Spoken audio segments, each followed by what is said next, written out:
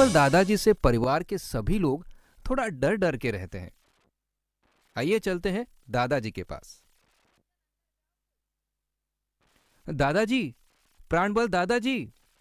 के है? सामने ऑडियंस है, राम राम तो कह लीजिए। ऑडियंस? वो के होवे? देख अभी तू मने परेशान ना करे। टेम देख, टेम के होया?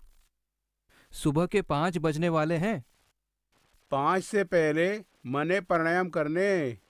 जो ना करूं तो सभी घराड़े मारे ऊपर चढ़ के बैठ जावे। अभी तो तू भाग ले यहाँ से। दादाजी सुबह 5 से पहले प्राणायाम करके अपने प्राणबल को मजबूत करते हैं, क्योंकि जिस शरीर का प्राणबल मजबूत, वो सब तरह से मजबूत। आइए मिलते हैं अब परिवार के दूसरे सदस्य से। ये है दादाजी के बेटे, नाम है मनोबल। इन्हें सभी प्यार से मनुआ कहकर बुलाते हैं।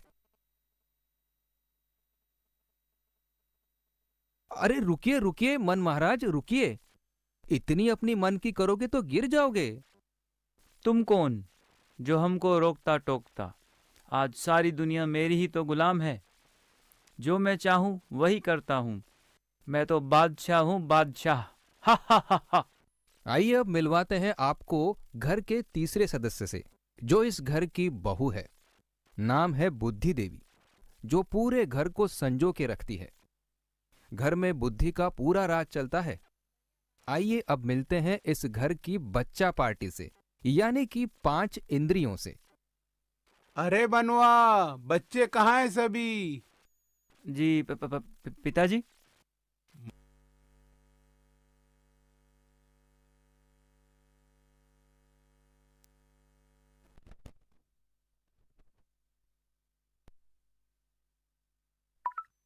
नुआ, सुन, मैं कुछ दिनों के लिए बाहर जा रहा हूँ।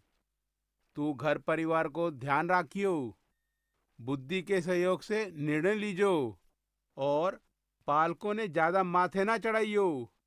चल मैं चलूं। प्राणबल दादाजी तो चल दिए। बच्चे और मन हो गए आजाद और चले बाहर की दुनिया देखने। फिर क्या हुआ, आइए देखते हैं।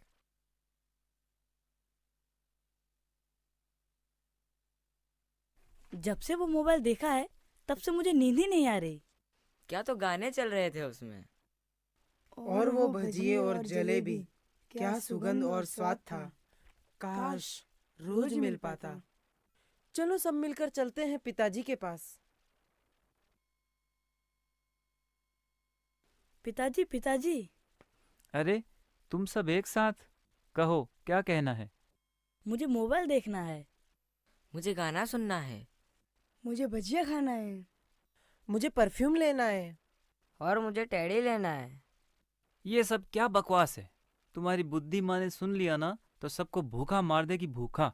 इसलिए जितना मिलता है उसमें खुश रहना सीखो। क्या पिताजी, आप तो बुद्धि माँ के गुलाम हैं। आखिर हमारा भी तो कोई जीवन है। गुलाम? मैं बुद्धि का गुलाम? बिल्कुल नहीं। ठीक है, मैं तुम्हारी बुद्धि माँ से बात करता हूँ। देखा आपने, आज लगभग हर घर की यही कहानी है। बच्चों की इच्छाओं को लेकर माँ बाप लड़ पड़ते हैं। बुद्धि, इंद्रियां अपनी अपनी इच्छा पूरी करना चाहती हैं। क्या इच्छा? जो उनके हित में है वही तो मैं उन्हें देती हूँ। अति भोग तो विनाश का कारण बनता है। भला बच्चों को इतनी छूट क्यों देना? उन्हें क्या पता उनका हित किसमें है। इतना भी क्या बंधन? तुमने तो मुझे अपना गुलाम बना कर रखा है।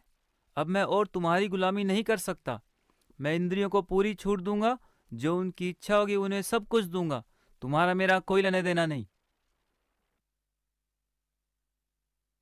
हे ईश्वर, ये मनुष्य भी, भगवान ने हम दोनों को एक साथ बनाया था।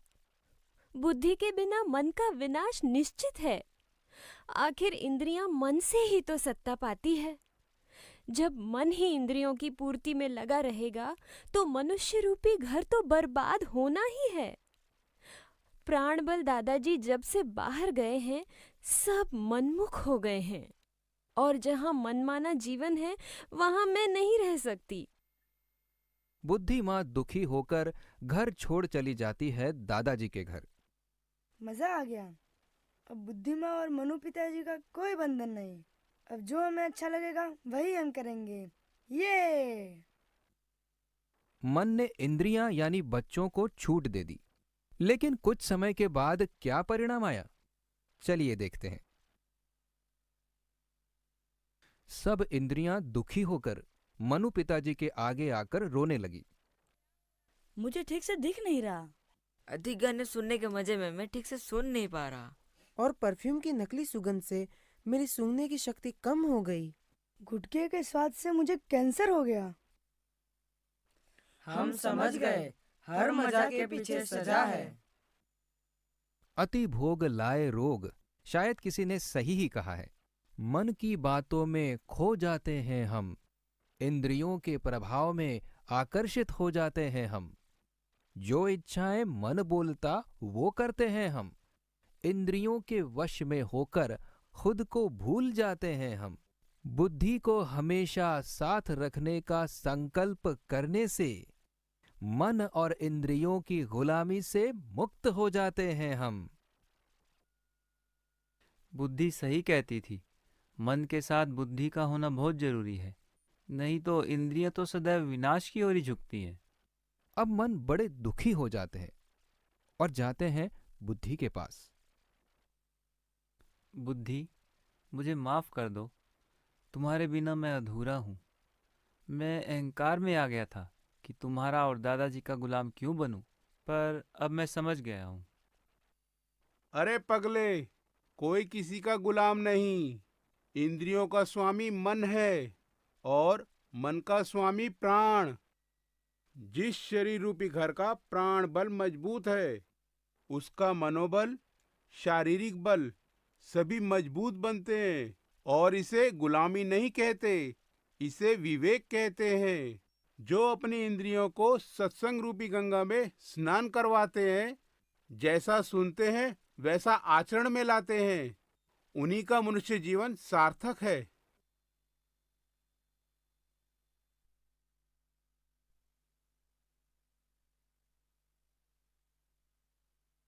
प्राणायाम मने मजबूत बनावे है, पर सुबह 5 बजे से पहले कर लीजो और जल्दी उठ जाइयो। मुझे जप और ध्यान मजबूत बनाता है। मैं मजबूत बनता हूँ नित्य सत्संग से। और हम मजबूत बनते हैं सेवा से। तो देख लिया आपने अपने अंदर के परिवार को। इसलिए बाल्यकाल से ही बच्चों को ऐसे संस्कार दे कि वे तन मन से मजबूत बने। बच्चों को बाहरी शिक्षा के साथ साथ बाल संस्कार केंद्रों में भेजकर बच्चों के जीवन को ज्ञानमय बनाएं, क्योंकि बचपन से दी हुई सही शिक्षा पूरे जीवन की यात्रा तय करती है।